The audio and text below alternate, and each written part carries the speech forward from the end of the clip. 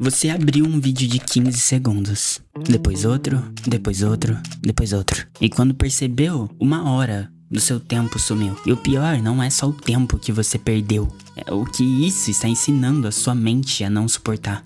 Porque talvez você não tenha perdido o foco, talvez sua atenção tenha sido treinada contra você.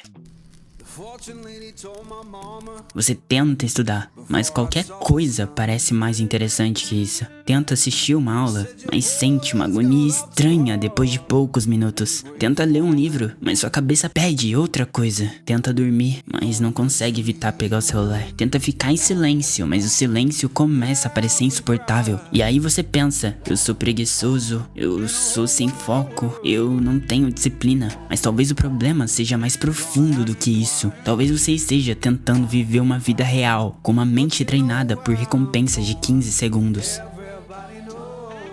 E isso muda tudo, porque o problema não é só usar muito o celular. O problema é o tipo de mente que este uso começa a construir. Uma mente que não aguenta esperar alguns minutos, não aguenta o tédio, que não aguenta o esforço lento, que não aguenta nada que demore pra começar. E é exatamente assim que o ciclo começa. Você sente um desconforto pequeno. Tédio, ansiedade, cansaço, vazio, preguiça, pressão. E antes mesmo de entender o que está sentindo, sua mão já procura o celular. Só mais um vídeo, só mais um scroll, só mais alguns segundos. E por um momento até que funciona. O desconforto some, a mente recebe novidade. Recebe som, imagem, estímulo. Recebe alguma coisa rápido bastante para não precisar sentir o vazio. Mas esse alívio cobra um preço, porque toda vez que você foge para um estímulo rápido, sua mente aprende uma lição. Quando a vida fica lenta e chata, é só fugir. E quanto mais você repete isso, mais difícil fica simplesmente existir sem ser estimulado. É por isso que tudo começa a parecer chato. Estudar parece chato, ler parece chato, conversar parece chato, esperar parece chato, dormir parece chato, ficar sozinho parece chato. Mas talvez a verdade seja mais desconfortável do que isso. Talvez você não ache tudo chato. Talvez tua mente tenha esquecido como que se espera. Porque a vida real não recompensa você a cada 3 segundos. A vida real demora, aprender demora, melhorar demora, criar demora, construir um corpo saudável demora, construir um futuro demora, entender quem você é de verdade demora.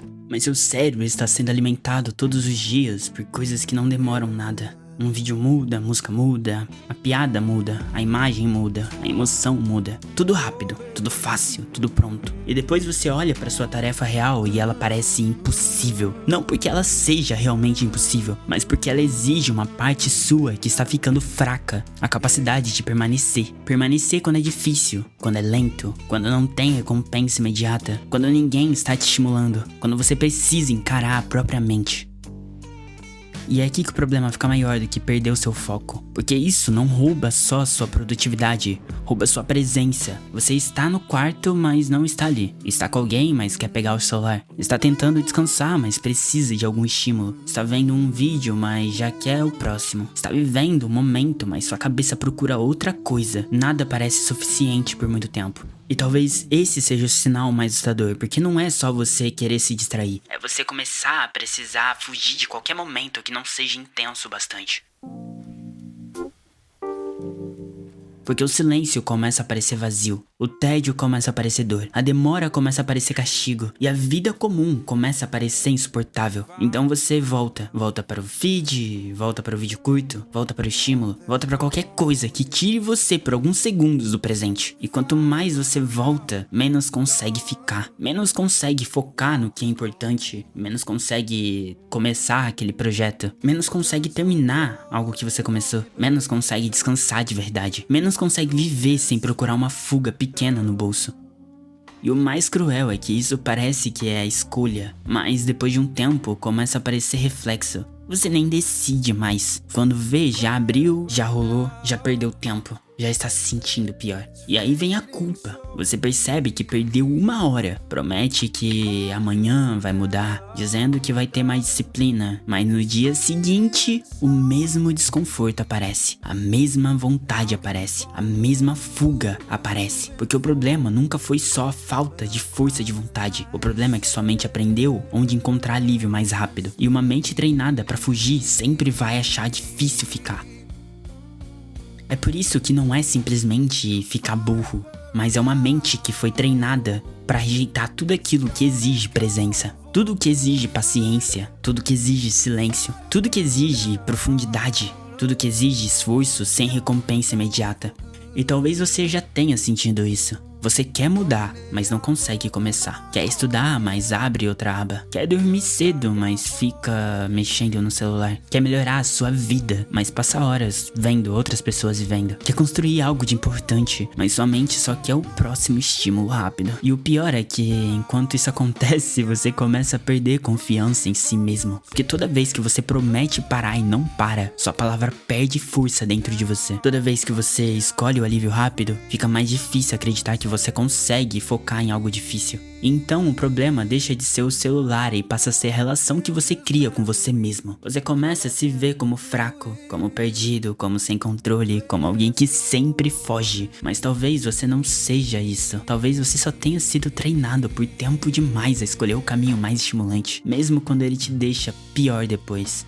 E aqui entra a parte mais importante. Esses vídeos não roubam só minutos. Eles treinam sua mente a odiar o intervalo entre querer algo e receber algo. Só que é neste intervalo que a vida real realmente acontece. É nesse intervalo que você estuda e então melhora, conversa de verdade, aprende, cresce, descobre quem você é. Se você não suporta mais esse intervalo, você não perde só seu foco, você perde o acesso à sua própria vida. Porque viver não é uma sequência infinita de estímulos rápidos. Viver também é esperar, é refletir, é tentar de novo, é ficar no desconforto, é atravessar o tédio, é continuar mesmo quando nada parece incrível. E talvez seja isso que sua mente esteja desaprendendo. Não como prestar atenção, mas como permanecer vivo dentro de momentos simples.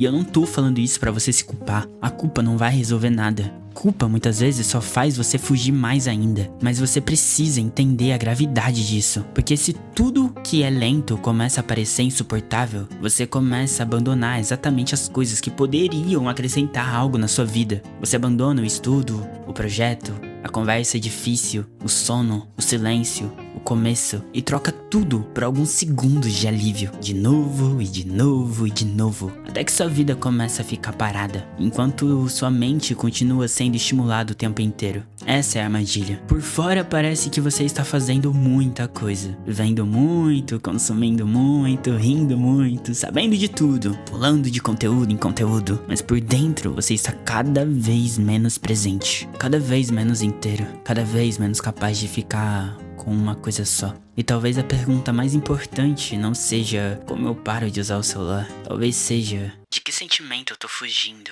toda vez que eu pego ele.